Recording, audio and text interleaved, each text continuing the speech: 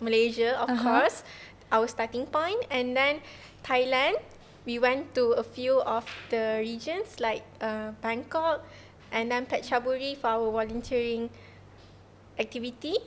And then we went to Cambodia, both Siem Reap and Phnom Penh. Like 2.2 kilo. Yeah, like almost 3 kilometers. Yeah, almost 3 with our backpack for the first time. Yeah. And I feel like mine is not even 13 kg. I feel like mine is like 15 or 17. Yeah, because honestly, I think the name backpacking only on the names. So I think macam okay, maybe boleh secretly bawa luggage ke. Rupanya tak.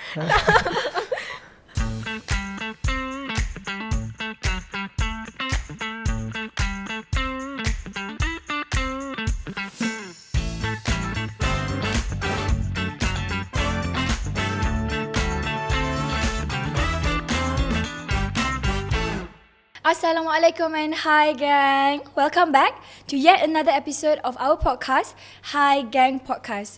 So just like our previous episodes, we only bring experienced panels with diverse backgrounds that will share their own journey and experience just specially for you guys. So before we start to discuss our topic for today, don't forget to follow, like, share and subscribe to all of our social media platforms. We have on YouTube, Hi Gang Podcast, Facebook, JBS Negara and Belia.my, Instagram, JBS Negara, TikTok, JBS Negara, Twitter, JBS_Negara, and on our website www.kbs.gov.my and also www.jbsn.gov.my. We also have our hashtag. Don't forget to use the hashtags. We have hashtag Team KBS, hashtag Team JBSN, hashtag JBSN Bersama, and hashtag Rakan Muda. So without further ado, the topic for today that we are going to be discussing is Trans-ASEAN Trails, Youth, Culture and Connection. So today, we bring you panels from our own program, which we call Trans-ASEAN Backpackers, or in short, we call it TABS. We have Miss Allysha Lai binti Abdullah and also Mr. Muhammad Hakim bin Abu Bakar. So how are you guys doing for today? Good. Very good. So yeah, I am so excited about today's episode because they are my friends. Yeah. And we are from the same program on the same year. Yes. So, however, you guys still need to know who are they. So, can you guys give a little bit of snippets of you guys punya background and what do you guys do right now? Okay, so I'll start first. Yes. Okay, so hi, my name is Allysha Lai binti Abdullah. People call me Ellie. And I'm 20 years old this year and currently studying Bachelor of Computer Science. Will be majoring in cybersecurity soon. So that's a little bit about me.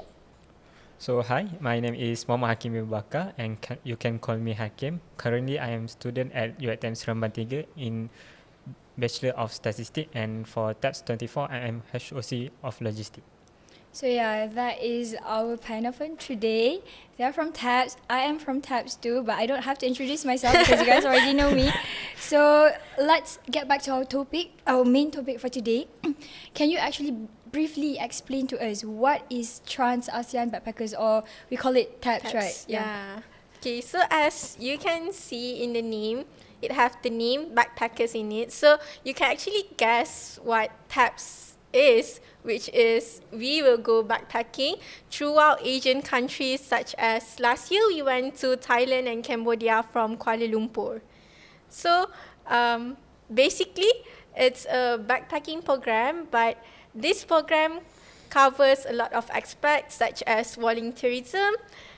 We also covers SDG topics. We also do some cultural explorations. That's a bit overview of what TABS is. So as you all know, just now Hakim mentioned that he is the head of committee for logistics, right?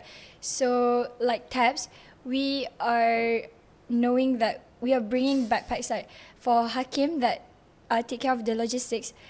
Are we actually bring the backpacks, or are we secretly carrying our luggages? Of course, we will bring our backpack that in which maybe a range 10 to 13 kilogram on our back. Yeah. Imagine on the first morning, we walk around 2.2 kilometer to Taman Mida with our backpack. So it's very struggle for us for. I remember that vividly. It was so challenging. Like imagine the first day itself, we already walked like 2.2 kilo. Yeah, like almost 3 kilometers. Yeah, almost 3 with our backpack for the first time. Yeah. And I feel like mine is not even 13 kg. I feel like mine is like 15 or 17. Yeah, because honestly, I think the name backpacking only on the names. So I think macam okay, maybe boleh secretly bawa luggage ke. Rupanya tak. We carried our backpacks 10 days straight. So as we know, backpackers, so we have under UIP we have a few programs. So what make us different or unique from others program is, as we know that from the others program we know is a G2G, which is government to government. For our backpackers, no, we not through our another country government. We just go as a backpackers, which is, as we know, just go through without any information to their office or government. So that makes me difference, and we can more interact to local people. Yeah, that's true. Yeah, the program is G2G, right? But ours were not. Okay. Yeah.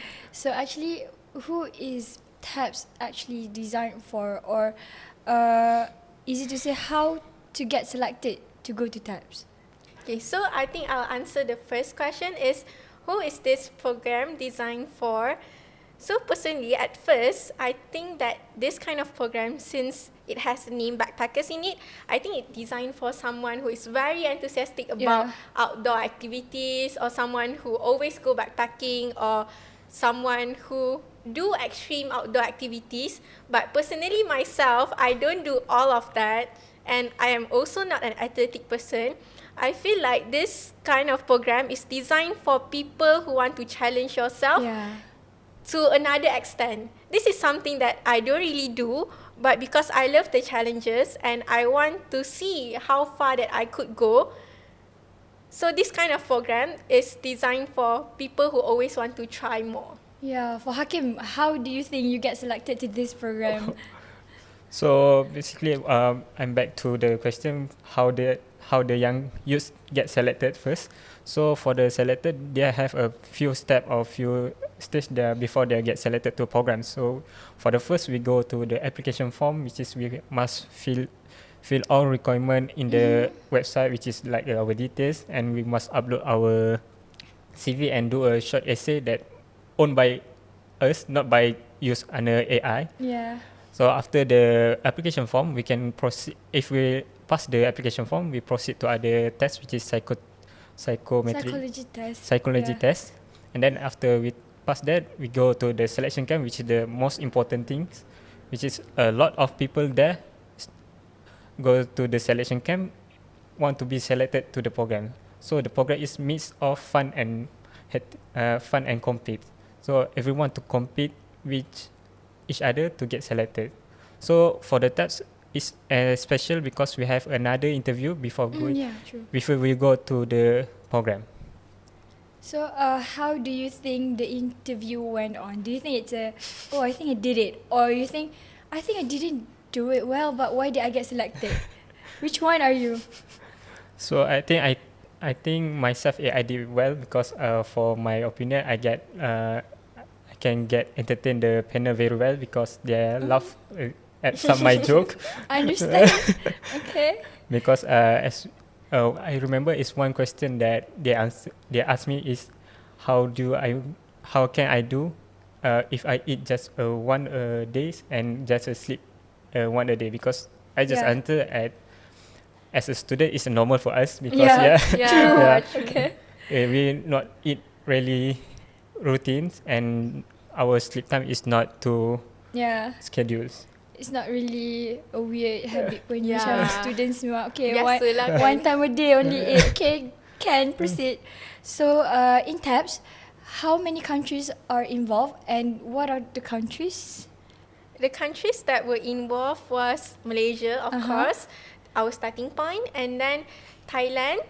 We went to a few of the regions like Bangkok, and then Phetchaburi for our volunteering activity, and then we went to Cambodia, both Siem Reap and Phnom Penh.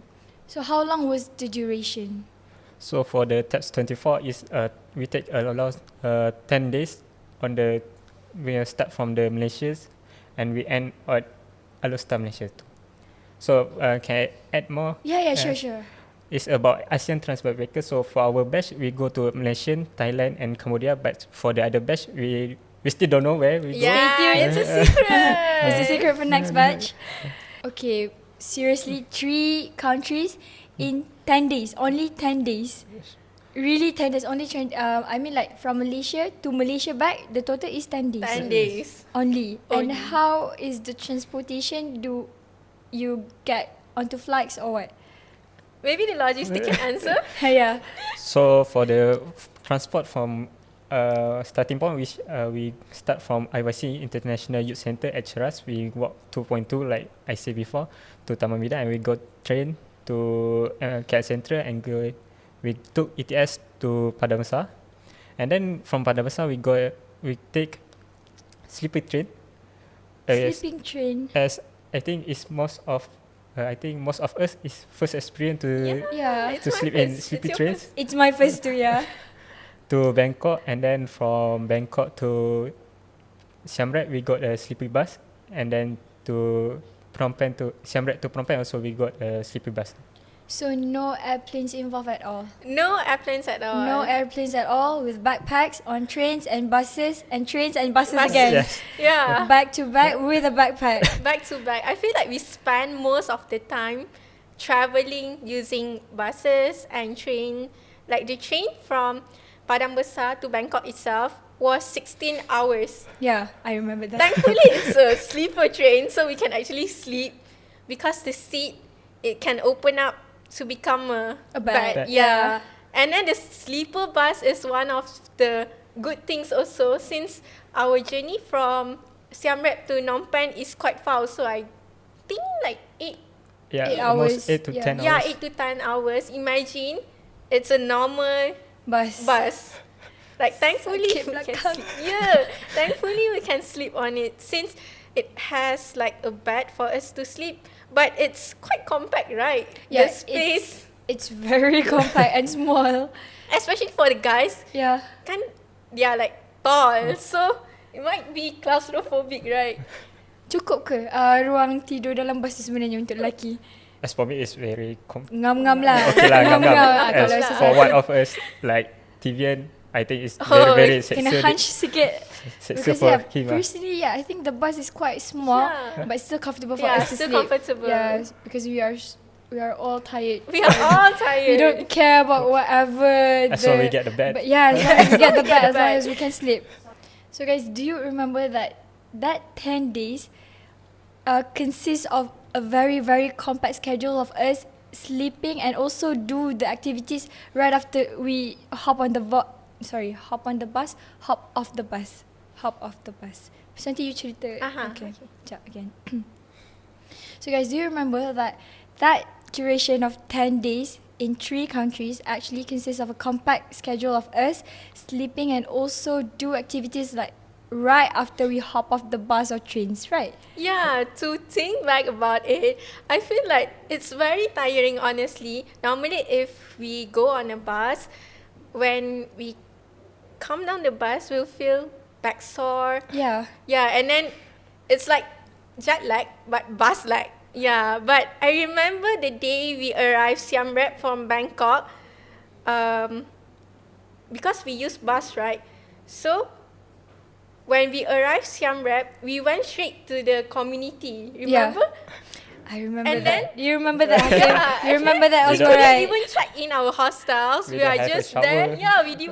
Straight up, just go there, right? Yeah, we just straight up go there and had an exploration at the Angkor Wat. So it was so tiring that we don't even have time to think if we had already showered or if we had enough sleep. About shower, kita ketepikan Kita ketepikan yang itu. Oh, so from since Ellie talked about the Siem Reap, so as we just arrive at Siem Reap, I remember just I don't believe that the the temperature at the Siem Reap is very very hot. Very hot. I think it's more similar to Bangkok, but it's very very hot. I think not shower anymore will be very very not uncomfortable for me.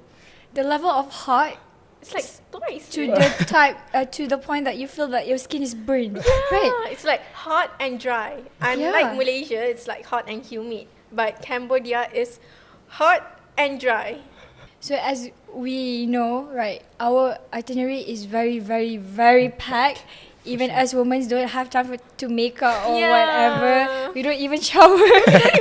At days. Yeah, but bila sama-sama tak shower, sama-sama bau, tak ada apa pun. InsyaAllah tak ada apa, tak bau kan? Tak. Okay, so what types of activities that have been arranged or that have been, because if I'm not mistaken, the activities that were listed is actually listed by us as well. Yeah, listed by us. Yeah, so can you explain briefly what are the activities or types of activities that we did back there? So for personally, for this step, we personally touch 5 items, which is for the first is courtesy call, and then the second is SDG dialogue, and then the third is institutional visit, and then the fourth is the community service, and the last is interactive with local youths. So for all of these, we touched in just 10 days, which was very very packed. Very packed. How you think that we do a lot of things? Think my energy social will totally drained at 5 days or 6 days. So as for the culture, for the institution visit, we go a lot go to a university, go to school, and one of the best thing I think we go to the art school at Phnom Penh. So like personally, which activities or which days are your favorite? The favorite day for me is at the Mekong Cruise. We have dinner at the Mekong Cruise, which are the participants. We have fun, eat very very nice food. Yeah, because that night was quite leisure for us. Yeah, Right? We don't do activities much. We just we eat and eat have fun fun. on the cruise. As Hakim mentioned just now, there are 5 items that we have touched, right? So are there actually any other specific themes or missions that TABS actually wanted to achieve? I feel like compared to other programs, TABS is a program that gives the participant freedom to plan or freedom to choose what kind of activities that they want to do. Since, if I'm not mistaken, JBSN only gave us an outline of where we want to go or where should we visit, but we are the one who plan and we are the one who involve. We are the one to plan and we are the one To execute it. to execute the event.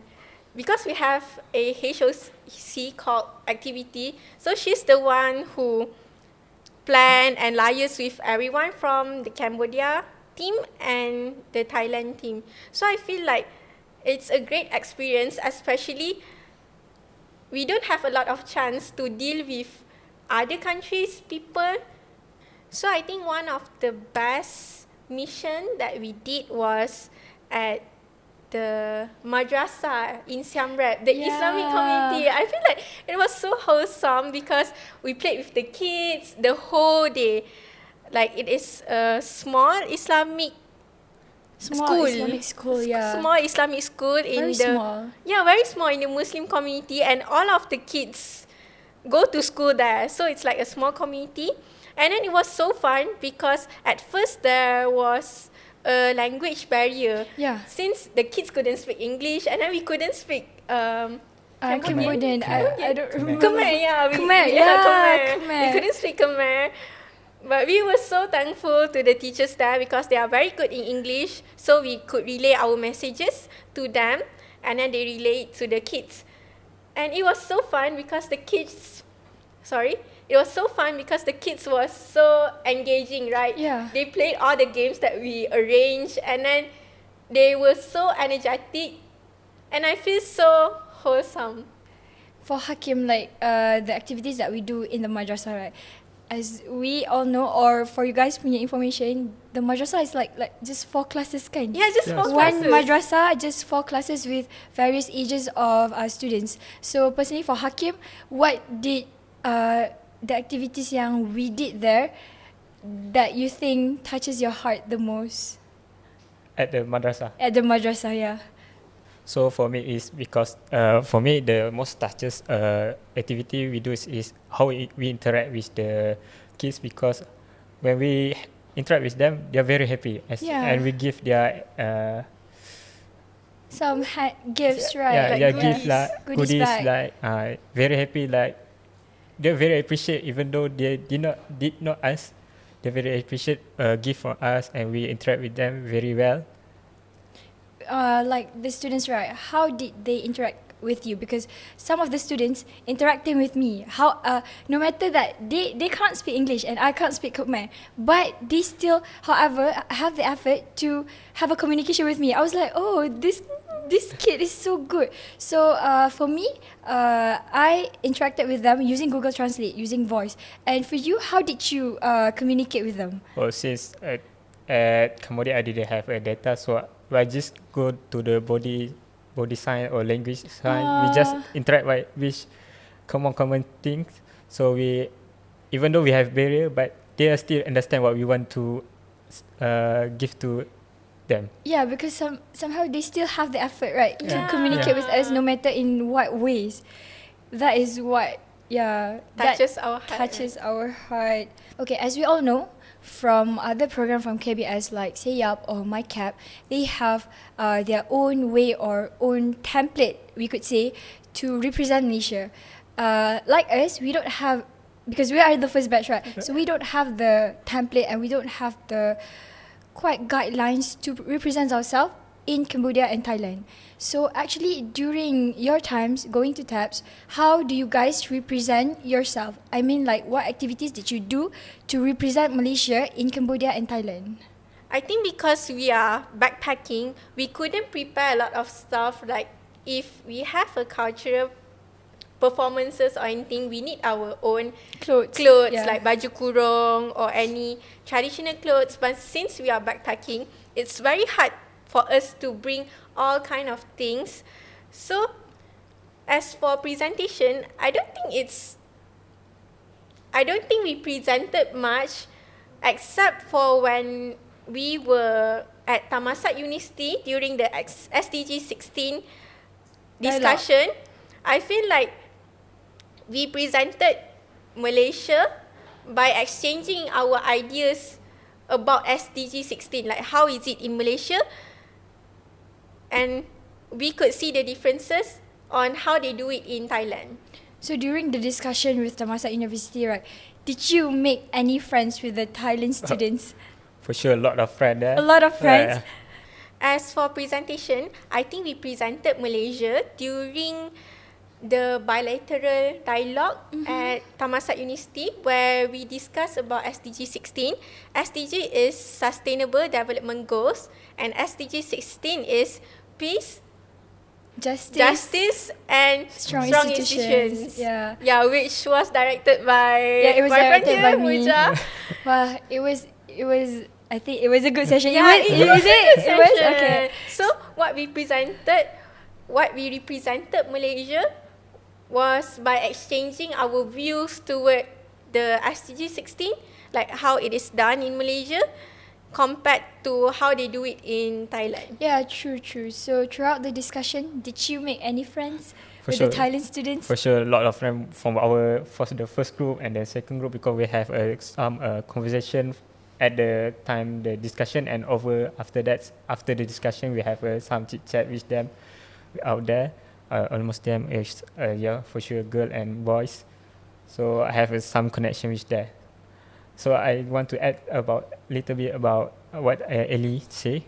I think the presentation at Thammasat is the most important part for us, because we have present what our government of our local just done about SDG 16, because for sure the local people at Thammasat University didn't know what our government do. Yeah. So we as a young ambassador we want to promote our nation with this discussion. Yeah, true. Because true, we don't have cultural exchange night, something like that, because we Yeah. can't bring the clothes, right? But I think during the discussion point, we do have a chit chat and Yeah, then chit-chat. do the cultural exchange, right? Did you Yeah. do it? I don't think so. but I did it because like Hakim said, after our discussion, we get the chance to chit chat with the students there, and then some of them went to Malaysia before, so we were chit chatting about Malaysian foods that they like, Yeah. and then I asked them for some Thailand food recommendations. Since that night we have some free time to roam around, right? So I asked them for their recommendation, and then we also exchanged our experience in our universities. So it's quite a nice chit chat to see how they live their lives in Thailand. So do you still keep in touch with those students in Thammasat? Yeah, I still interact with for sure at IG, Instagram, and I see their update. Sometimes they come to Malaysia. Yeah. Very nice people, I think there. Yeah, they told us, right, if Yeah. we come to Thailand, we can reach them out, and if they come to Malaysia, we can reach they can reach us out. Yeah. Okay, so from all the activities and presentations that were mentioned by you guys, kan, what do you think the skills or values that us as participants has gained throughout the TABS program? I feel like this is not considered as an important skills or an important value, but this is important to me because it actually taught me how to pack glass. Oh, yeah. Since we are going backpacking, we always right? overpack. Yeah, as someone who always overpack, I also overpacked for my first backpacking trip. I mean, I already tried to not overpack. Remember, we did declutter my things Yeah, a day and before. Ellie's bag was the heaviest Yeah, bag mine among was the all of heaviest. participants. And then I couldn't even close my bag. I need help from like Hakim for me to carry my bag.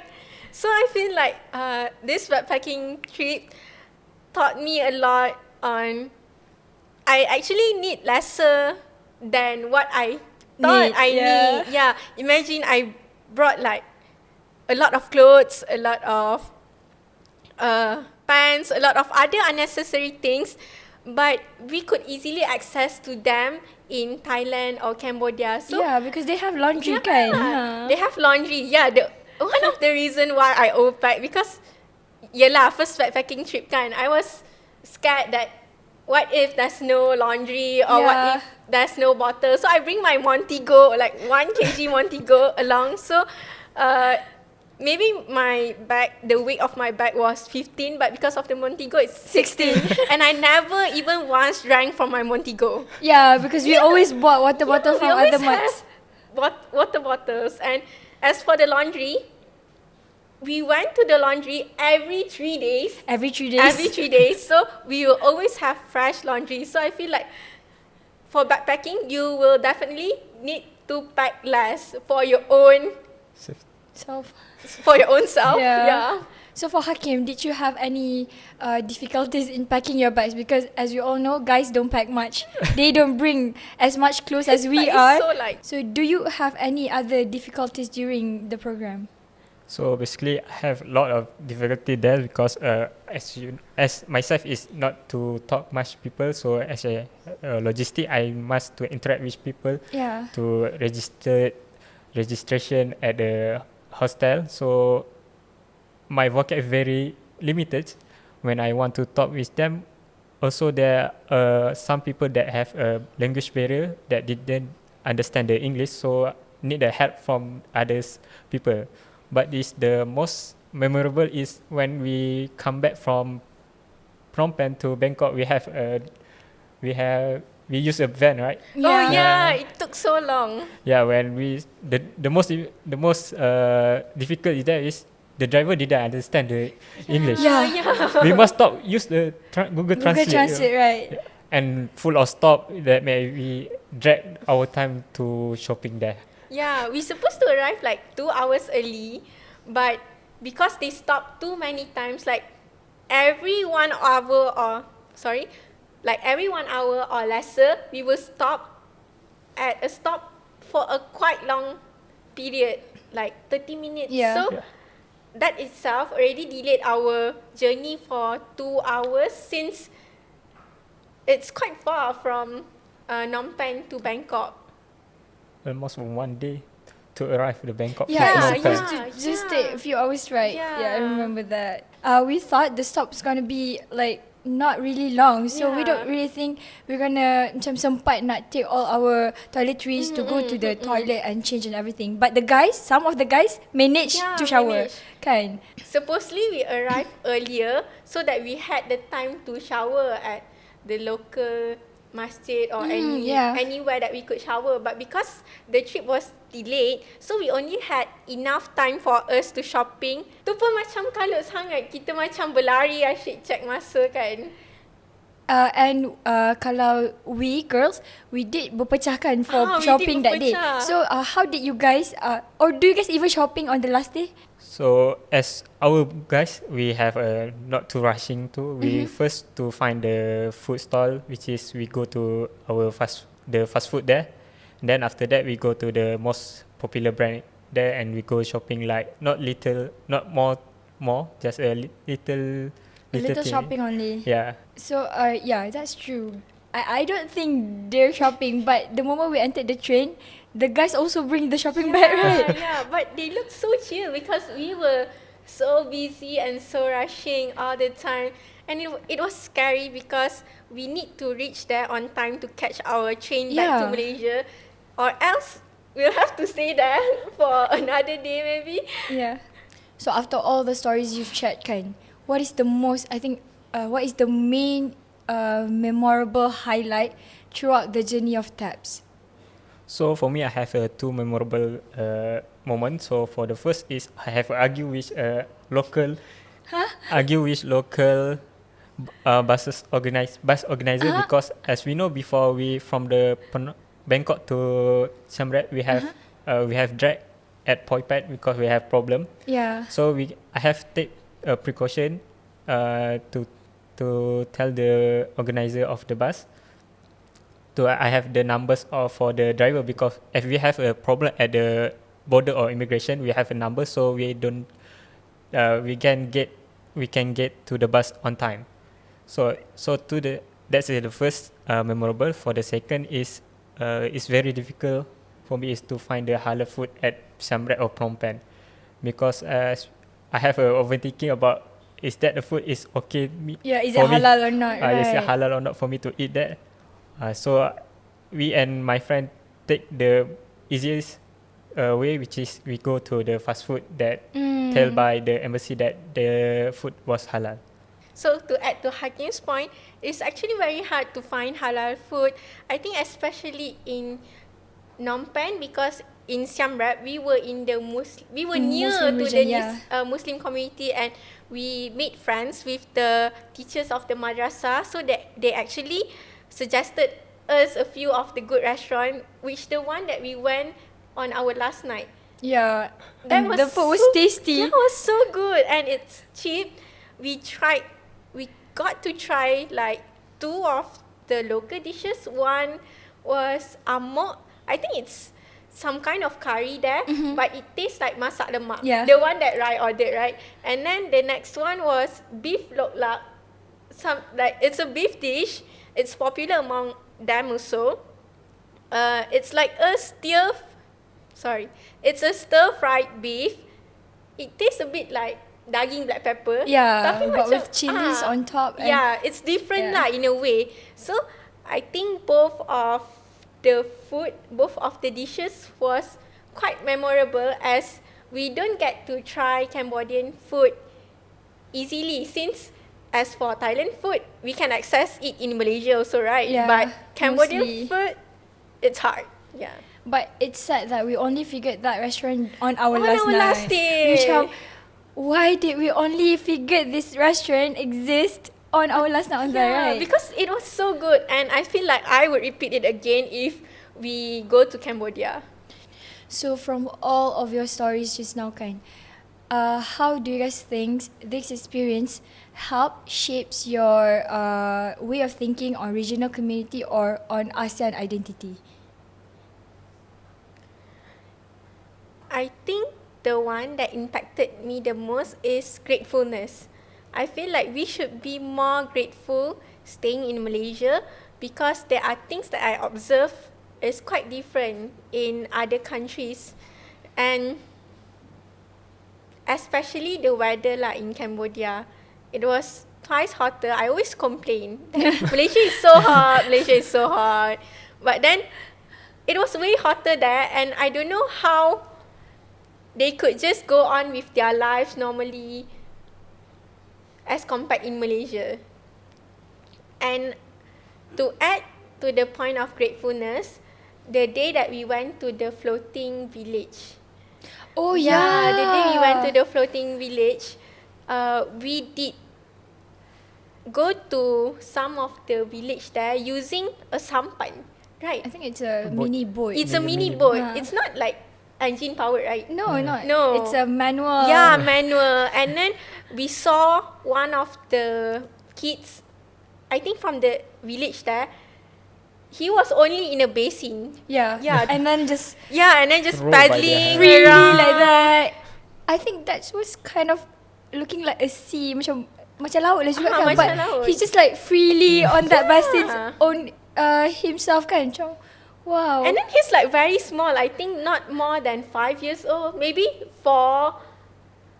And I think that we should feel grateful about how it is in Malaysia. We have government initiatives for people who are less fortunate. So for Hakim, how do you think it changed your perspectives? So I agree with Ellie, with the value of grateful, because as we go there, as a Muslim, we will very rare to find a surau or masjid there, because we True. as for that we have a long journey, because such as example, we go to Ratchaburi, and then we don't have a enough masjid or surau there, so we must have planned very very well before we can perform our prayer. So we have planned a day before where we want to stop to perform prayer. I think that's the most important, because as a Malaysian we can get a lot of masjid or surau anywhere in mall, also in streets, but at Thailand or Cambodia it's very rare to find at a bigger highway. Yeah. Okay, so can you guys share to me more about how the facilities in Cambodia or Thailand compared to Malaysia? For me, it's the bidet. Especially in Thailand, I feel like it's very hard to find a bidet. Even at one of the hostel that we stayed, the toilet does not have a bidet. Yeah, that's true. I witnessed that. It is quite hard for us to, do our nature's call things. Nature's call, yeah. Yam's favorite. Yeah, Yam's favorite word, nature's call. So that's the thing that we should also be grateful of, since it's easier for us to access water for our hygienic purpose in Malaysia compared to in other countries. I am very grateful actually that we have bidet in our country compared to other country kan. So for you, how do you think, other than bidet that we talk about every day kan, for the 10 days cari mana nak cari toilet ada bidet. How do you think about other facilities that maybe Thailand and Cambodia have, or maybe Malaysia don't have, or Malaysia have and Thailand and Cambodia don't have that?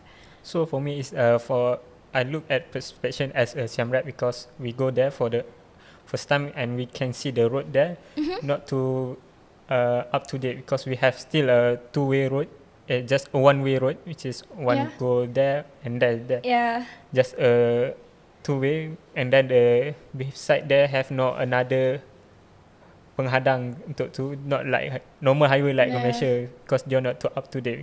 So I think it's more grateful, because Malaysia is more forward than Siam Reap there at Phnom Penh. But I would like to add one more thing that I like in Cambodia and Thailand, which for Grab, we had the options to book a motorcycle or a tuk-tuk Yeah. instead. I feel like it's so fun because in Thailand, the traffic was quite heavy, Yeah, right? very heavy. Very heavy. So it's hard for you to travel using cars since you'll be stuck in the jam for a long time too. So we had the options to book a motorcycle and we could reach to our destination faster.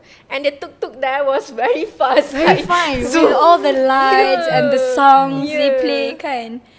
So other than presentations, right, and then exploring the cities, do you guys also have like volunteering activities there?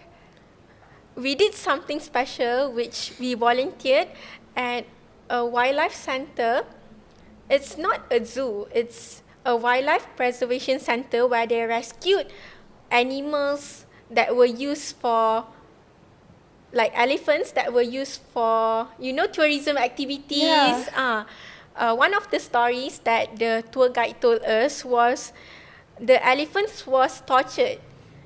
And then the owner of the elephant instilled fear into the elephants until the elephants only obey to the owner. So if the owner asked the elephant to To carry do something, tourists yeah. or to do tricks, the elephant will just obey to the orders since they instilled fear to the elephant using different torture methods. So the Wildlife Conservation Centre, which was WFFT, Wildlife Friend Foundation Thailand in Phetchaburi, they also had a few more others endangered species, including reptiles or monkeys. Beside the tour, we also did some cleaning. For a cassowary bird cage, right? I remember Hakim scrubbing the pool. Right? Yeah, it's a very, very valuable experience because the pool is very in not good condition, and we just Very dirty. It's very and dirty. we just scrub by a brush on our hand, not use a water jet or a large scrub. So it have a lot of energy to use there. For grateful I'm not doing it alone. You're grateful that you're not doing that alone. Yeah, I witnessed the hardness of them cleaning the Yeah, pool. scrubbing the pool because the pool was so mossy. There's Yeah. a lot of moss there, so it's quite hard to scrub it. Thankfully, I was the one sweeping the Same. We were sweeping team. Yeah, we are not the pool team. We are the sweeping teams. As soon as I saw the broom, I grabbed it. Yeah, I was like, We were oh like, no, "Ambil, ambil." I'm not gonna go to the pool. I'm gonna sweep. Okay, after kita dah talk about this Trans-ASEAN Backpackers program kan, for youth out there that are wondering, how do they can actually apply or get involved with TABS? So as I mentioned before, they have a application form that we can access from WSChange. They have a specific website for exchange program. So as we know, they have open once a year. So for the next intake, we can wait for 2026. So from there, we can apply all of our programs that UIP offer to the youth. So for the someone that can require, the requirement for this program is 18 to 30. 18 to 30. So as long you in 18 to 30, you can apply that regardless your background. Did you have any background in leadership or not? If you have in organization or not, because a lot of them have didn't have a organization background as me too. So just apply, and who knows, maybe you'll be selected for the next batch. So in your own words or your opinions kan, why is it really, really important for youth these days to join international programs or exchange program like this? The main point is to build your soft skills. I feel like by going to international programs, to cultural exchange, we can build different soft skills such as leadership, and then time management. Because backpacking, we need to manage our time really nicely because we have a packed schedule, and communication, because we communicate a lot with people that doesn't talk in our language, doesn't right? talk in our language, or maybe people with higher positions, and it train us to adapt to different scenarios. So for me, why you should join the international program, because as we know, like right now, most of our youth is about complain our country too hot or not. So they must to go to other countries to see the temperature or weather at the other countries. So may them more grateful about our nation. Other than that, we can get more connection to another people out of there. So one thing you guys forgot, the most important thing is that we get to travel for free. Yes. Right, we don't have to hustle or find our own money to go to any other countries. Join this program and we get to travel for free. So my last question to you guys, both of you have to answer this question. So what last piece of advice that you would like to give to the youth that may be watching this and maybe still quite hesitant to join this type of programs? So for my advice to the youth out there that want to try this type of program, the most important is just try, get out from the comfort zone, because once you get out from your comfort zone, then you will know the real potential of yourself. Don't scare about maybe backpackers is not too famous method in travel in our country, but try it first, and then you will know how they're very fit to yourself. Yeah, true. My advice is pretty similar to Hakim, because I'll take my own experience. Because I'm not an outdoor person, I'm not someone athletic who could run 5 km without feeling tired. Yeah. And then I'm not someone who is exposed to a lot of extreme activities. I was actually scared to go on a backpacking trip in a foreign country, a country that we have no one to rely on except for our friends that went together to the program. After I submitted the form, the declaration form that I am going for the trip, I had a lot of thoughts that, is it right, or can I really do this? And I was contemplating the whole month before our PDT, before our second pre-departure training, whether I should really continue doing this. But one thing that drives me the most was, you'll only live once. You don't know when this kind of chances will come again to you. Maybe this year you got selected, but if you try again next year, maybe you will not experience this kind of thing again. You might need to wait for another 5 or 7 years to get this chance again. So what was in my mind that time? Just do it, just do it. You only live once, and you never know until you try, like what Hakim said. So just go for it, just go for it.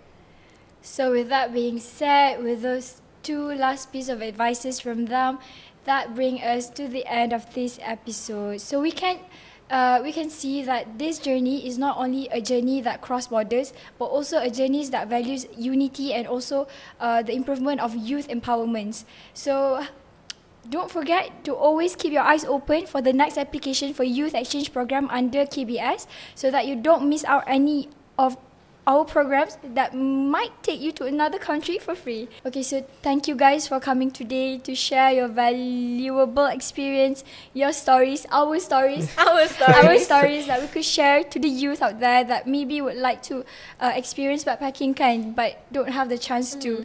So before I end our podcast session for today, don't forget to connect with us online on YouTube, Hi Geng Podcast, Facebook, JBS Negara and Belia.my, Instagram, JBS Negara, TikTok, JBS Negara, Twitter, JBS_Negara, and on our websites too, www.kbs.gov.my and also www.jbsn.gov.my.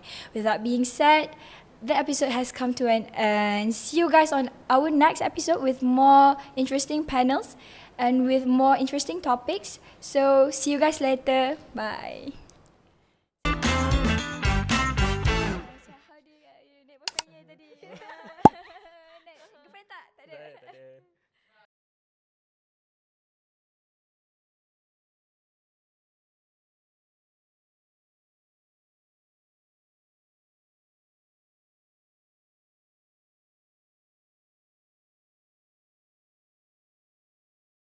Bye.